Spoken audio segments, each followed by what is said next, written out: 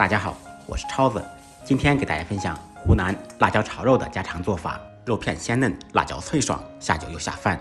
话不多说，接下来开始操作。首先准备螺丝椒，清洗干净，去掉根部。先用刀把辣椒轻轻地拍一下，拍松散，这样炒的时候更容易成熟，更入味。然后连同辣椒籽一同切成滚刀块，辣椒籽是灵魂，可千万不要去掉。全部切好以后放入碗中备用。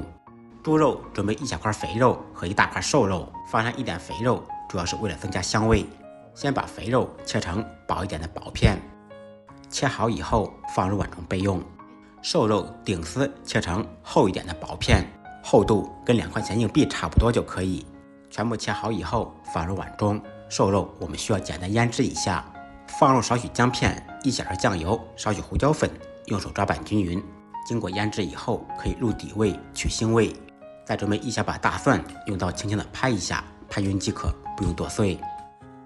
拍好的大蒜放入碗中，再来少许豆豉，清洗干净，用刀剁碎。豆豉也是这道菜的灵魂，不能少。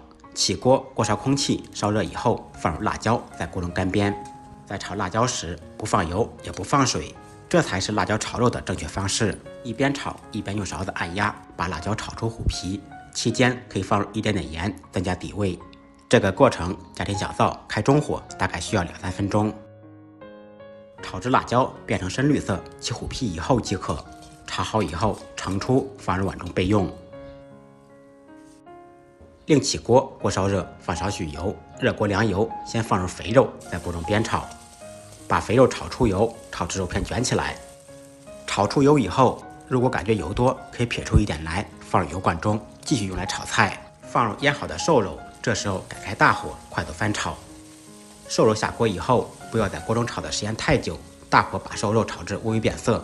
放入豆豉和蒜子，继续大火翻炒，把小料炒出香味。然后放入刚才煸炒好的辣椒，沿着锅边烹入料酒，去香增腥。简单翻炒扒拉2下，再烹入少许酱油，提色提味。